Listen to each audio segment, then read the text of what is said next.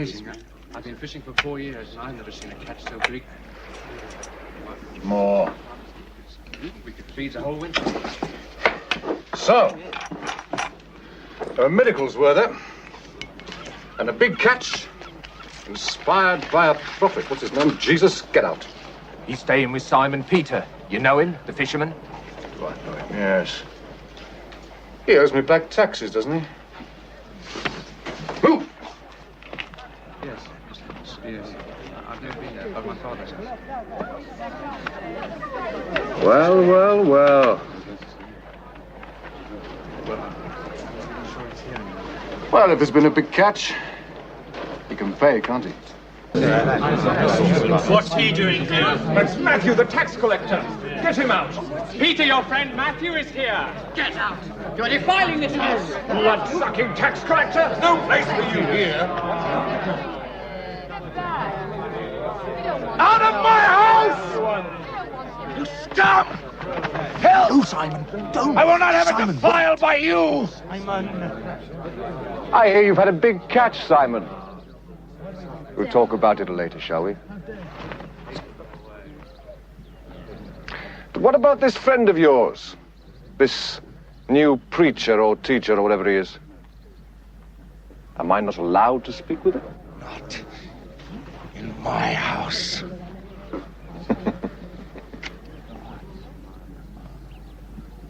You seem to be most unwelcome here. I don't know your name, but I know what you do. Levi. Or Matthew. I'm known by both names. And by others. I see you and I must meet in a place where both of us are welcome. Is your own house far? Why do you ask? I should like to have supper with you tonight.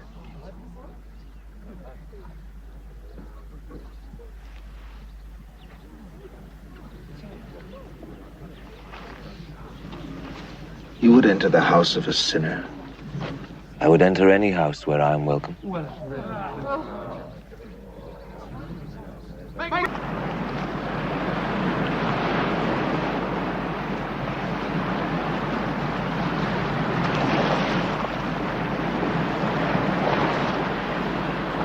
This is where I belong.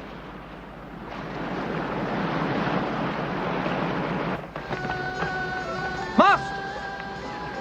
It's a scandal for you to eat with these people.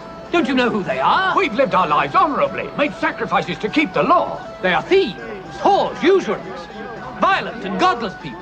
And now you sit and eat with such people who spend their lives in orgies and perversions. I'm not come to call the virtuous to repentance, but the sinners. And they might enter the kingdom of heaven even before you. Listen, Master, if you go and eat with these people, they will contaminate you. The whole town will abandon you. James is right. James, the heart of the law is mercy. You can't! You can't!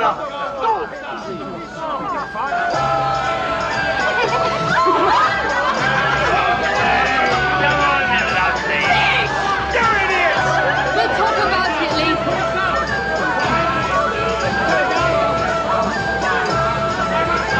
He's here.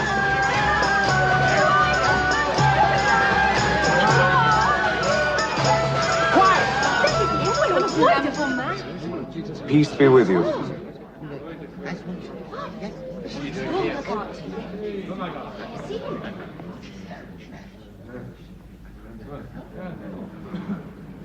Thank you for coming to my house. Rabbi, you are welcome. Welcome, Rabbi.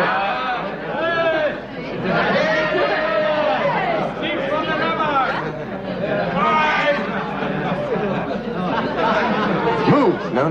Don't move. I'll sit there. Why? This is my brother James. He's in the same business as I am. I drink to you in the name of all here.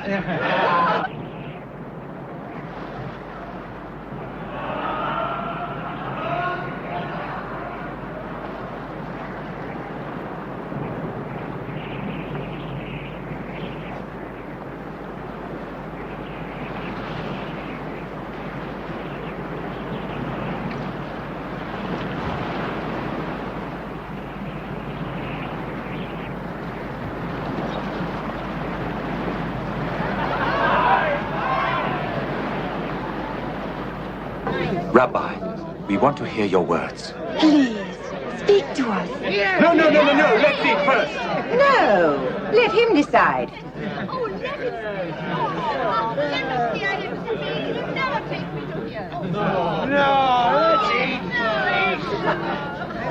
No. I'd like to tell you a story. Sit down. Sit down.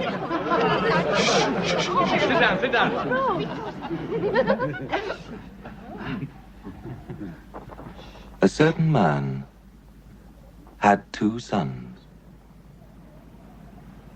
And one day the younger of these sons said to his father, "Give me my share of your estate now." So his father divided his wealth between his 2 sons. And a few days later, this younger son set off for a distant land. And there he squandered all the money he had on riotous living. Now, not long after this, a great famine swept over the land, and the boy began to starve. He persuaded a farmer to hire him to feed his pigs, but he was so hungry that even the husks he was feeding the swine began to look good to him. And still, nobody gave him anything. Finally, the boy came to his senses. At home, even my father's servants have enough food, and to spare. And here I am starving to death. I will go home and ask my father to hire me as one of his servants.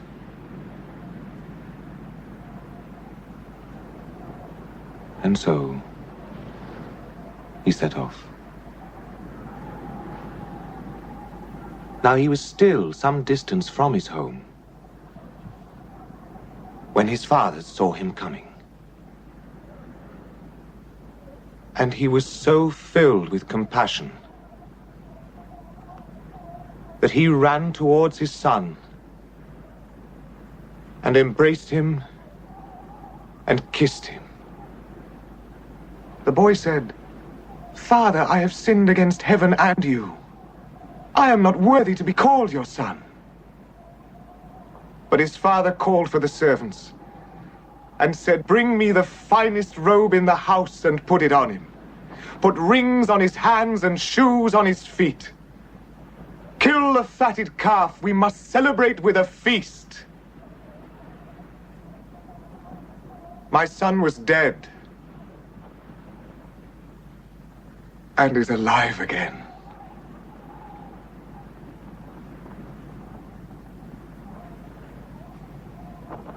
Now, the older brother, at this time, was working in the fields. And as he came back to the house, he heard the noise of music and dancing. He called for one of the servants and asked what was happening. And he was told. At this, the older brother became very angry, and he refused to go into the house. The father came out, tried to plead with him, but he wouldn't listen. "I have worked for you all this time, all these years, and never once have I disobeyed you. And in all that time, you've never even given me so much as a goat so that I could have a feast with my friends. My younger brother comes back, having spent all your money on harlots, and for him you kill the fatted calf. Please," said the father, "please, try to understand. You are always with me. Everything I have is yours. But it is right to celebrate. Your brother was dead and is alive again.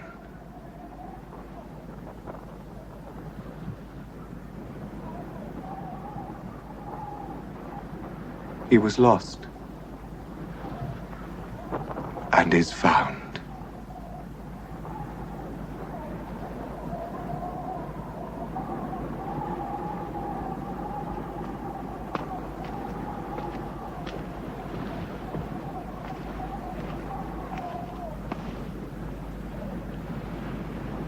Forgive me, Master. I'm...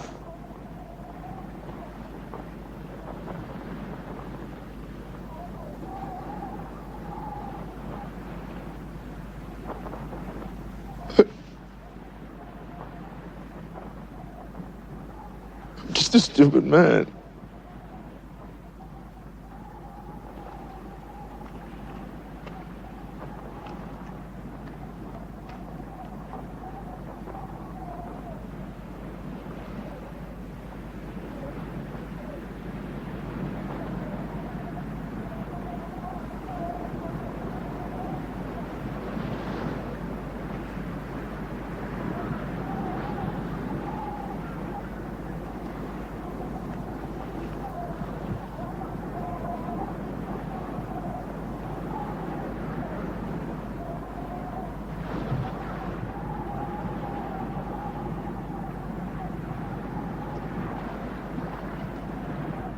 Yes. You know very well. You'll never go back.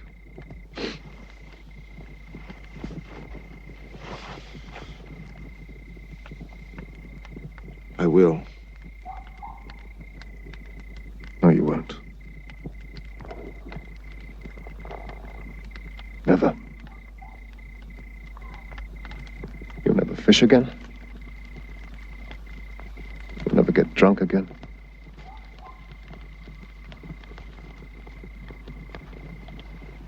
And you'll never live in Capernaum again. None of us will. We'll never be the same. And neither will the lives of everyone in the whole world.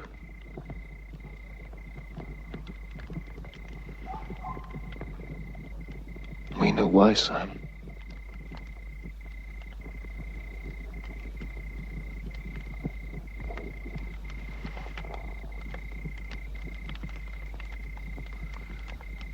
We're the first